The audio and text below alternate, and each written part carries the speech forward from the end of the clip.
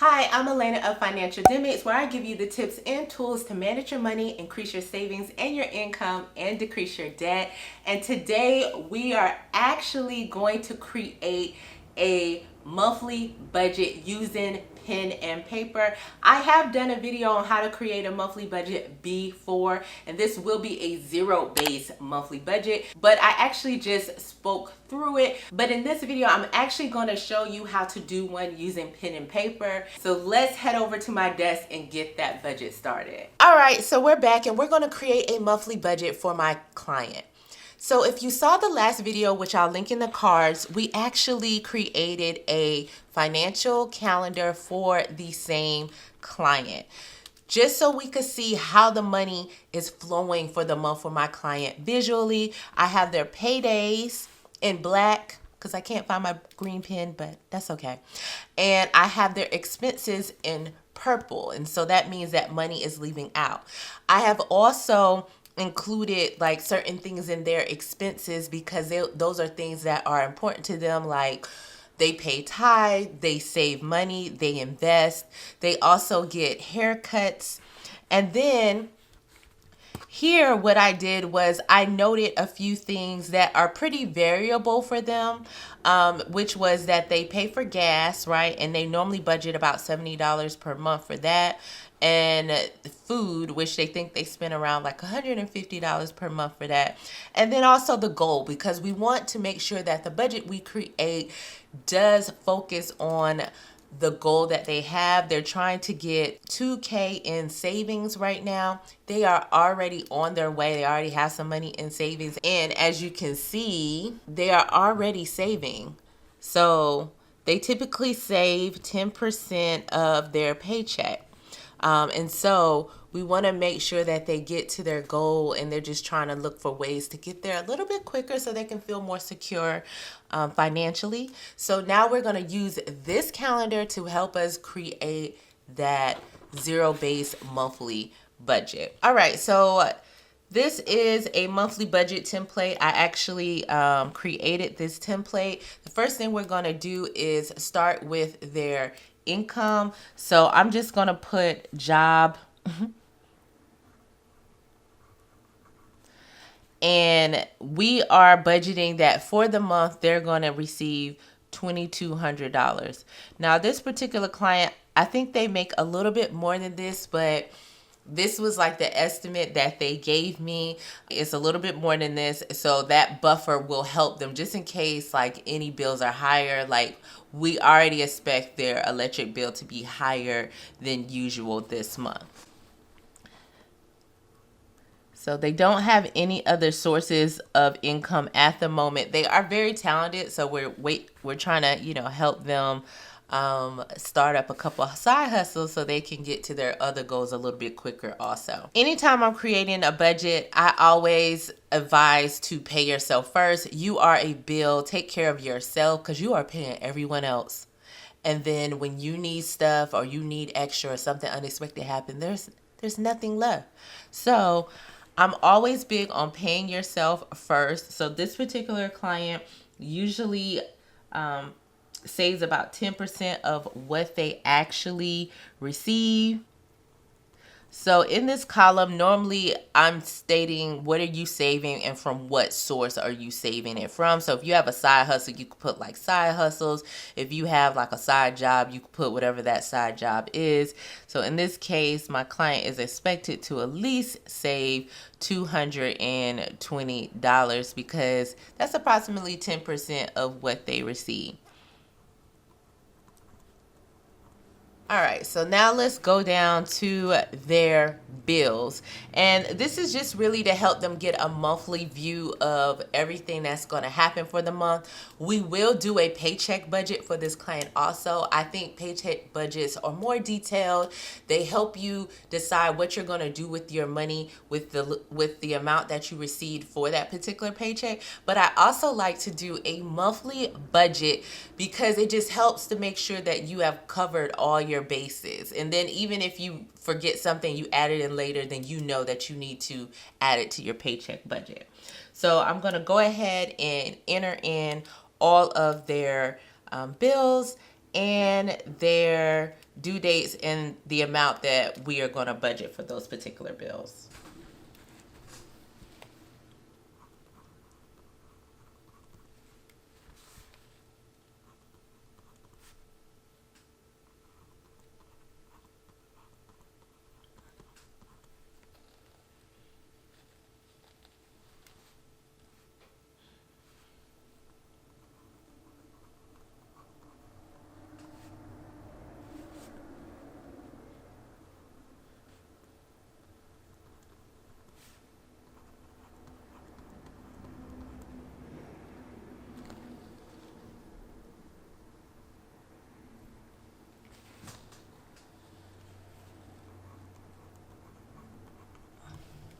So their rent is $547.50. They do have a roommate, so that's why their rent looks looks lower than what a lot of people's rent is. Their car insurance is $47.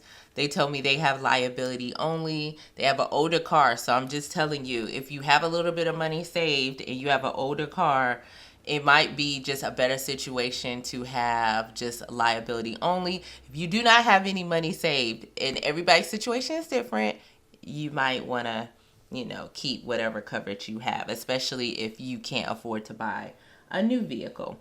So they like to work out, and so they pay $22 a month at the gym. They like to invest. We add investing as a bill so that this money is coming out. It's just something you build your budget according to your goals, right? And so a goal for them is to invest on a regular basis. And so we're going to add that in there. Their electric bill, I felt like this amount was low, especially because going into December. But we're going to go ahead and put that is going to be $37.50. They said it's going to go up a little bit, but they basically said in their household they really don't have the heat up that high. They're both hot-natured people, so I said, okay, we'll see how it turns out. So we'll get the actuals at the end of the month to determine how their budget actually went for them. All right, so internet, and a lot of these bills are also mentioned because they have a roommate. Like, a lot of the household bills are split for them, and it's just better for my client and their roommate. Like, they're both pretty young, they're trying to get established, and so they're trying to be able to be independent but still build up their income, and so having a roommate is the best for them. So they pay $30 for internet. My client actually pays for their own health insurance through the Affordable Healthcare Act because it was cheaper than their company's insurance. And they said it was significantly cheaper also. Make sure y'all can see. All right, and so they have life insurance that they pay for. That's due on the 17th, and that's $10 a month. They have cell phone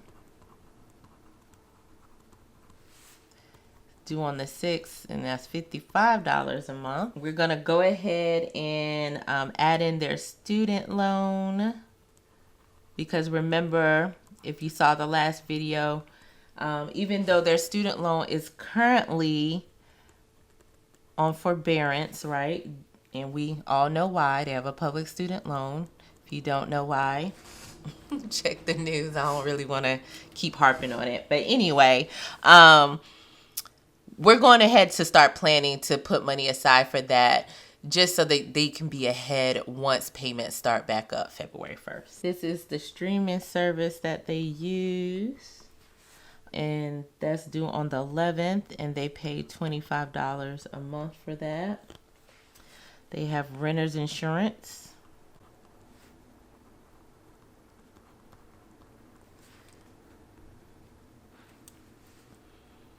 That is due on the 3rd, and that's $12.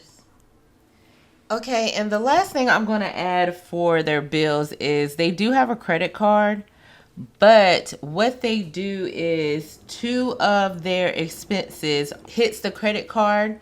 And so what they do is they pay it to 0 every month. And so if I'm not mistaken, it is the cell phone. So we'll star this, and it is the car insurance. So what they do is as soon as that cell phone payment hits, they pay it. And then as soon as the car insurance hits, they pay it. So normally they don't really have like a balance that carries forward on a credit card. But life happens, right? And so at least I'm going to put it on here so that once they go to making their own budget and they look at their bills, they'll remember that they have this credit card. Because sometimes you don't think about the things that you just do in habit. So we're going to go ahead and total up all of these bills here. All right, so their total bills are $933 $963 for the month of December. So now we're going to add in like their variable expenses. So variable expenses are those expenses that, they could possibly change if you decide, not to get something done, or your personal expenses, things like that. So the first one is I always want to make sure that you pay yourself. Like you should have spending money, because otherwise you're going to spend anyway. Otherwise there might be like that feeling of like, man, I'm always like spending money on bills but not on myself. So I like to always add in personal money. This client also, which normally I put this item on the bills, but I just didn't this time, just because I just forgot. Normally, if you are a tithe payer, it's going to happen. And so I just create it as a bill and put it as a bill right after you get paid. So if you get paid, like this client gets paid on the 1st or the end of the month on the 15th. And so I always just put on those date that tithe payment. But in this case, I didn't. So I just put it in the variable expenses. I will say if the client does receive more money, then typically they would pay more. So it could change. So we have tithe. We have gas for their car.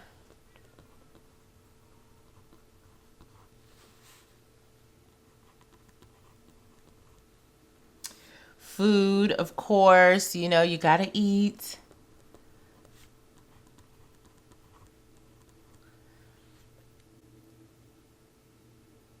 And I think that's it. Let's see. Oh, haircuts. This client gets haircuts. So,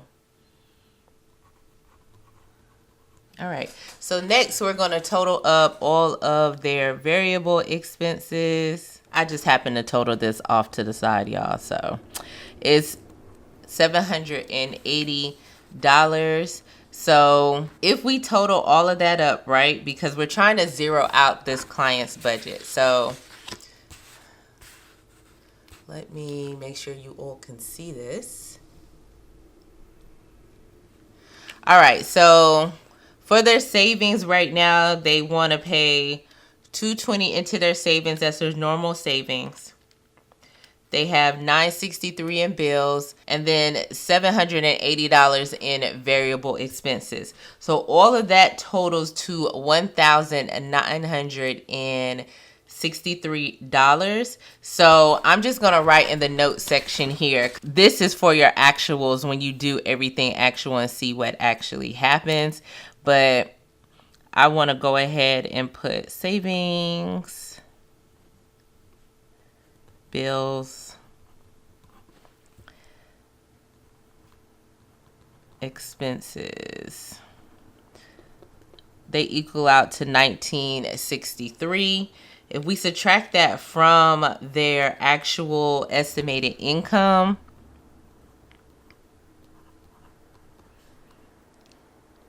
they still have $237 left. Now remember that their goal for this month, and going forward right now is to get to a certain amount in their savings. They want to get $2,000 into their savings, which they already have a decent amount in there. They're close to their goal, but they want to try to hit that goal as soon as possible, and they're looking for ways to do that. So since they already have they've already accommodated for their savings, right? So we have money here for savings.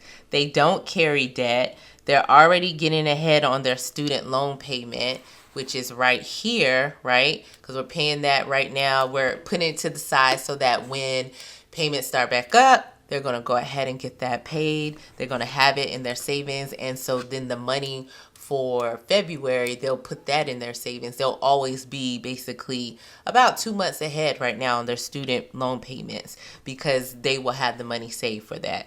So what they can do, since for them what's most important is to get that money into their savings, is to actually put that extra money that they have into their savings. So what we're going to do is we are going to put, and this is, if you didn't see the other video, which you should, go ahead and watch the one about the financial calendar. I also mentioned that since it's December, right, we don't have any like gift money or anything like that on here. And that's because this particular client already has money set aside for that. So their personal income should not be affected by the holidays. But you know, everybody's different, but we're gonna make this effort. So we're gonna make a plan. Extra savings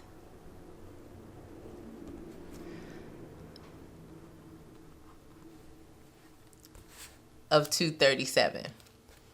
So they're actually going to end up paying themselves for the month. They should end up with $457 for savings in the month of December, which is going to be really big for them because it's going to get them really, really close to where they're looking to be with their savings account. So this is a zero-based budget. As you can see, we made sure that we allocated for every single amount of money that they have coming in. Again, this particular client, they are getting paid a little bit more than what we have here. And so the whole idea is just to budget off of $2,200. Sorry, the camera is shaking. And then the little bit of extra that they have coming in, we're going to use it as a buffer because you always want to have a buffer in your account just in case like any of these bills, especially like, you know, electric bill can definitely be more in the winter. And you know, maybe they'll go over on food or something like that, but we want to make sure that they have some type of cushion in their account. But as of now, we have budgeted for $2,200. We will come back at the end of this month for this client, and we will go ahead and reconcile the budget and see how they did. What you'll see in the next video is that we are going to use the paycheck budget worksheet to be able to break out the monthly budget into what will be budgeted per paycheck. So I hope physically seeing me create a zero-based budget was actually helpful for you. If you still have questions about the process and things that you may need to include or how to include certain items that maybe don't occur on a regular basis, then let me know in the comments below. But make sure that you give this video a thumbs up if it was helpful for you so that it'll get out to more people. Share it with your friends. And make sure that you're subscribed so you do not miss the next video. In the next video, we are actually going to do the setup for creating a paycheck budget.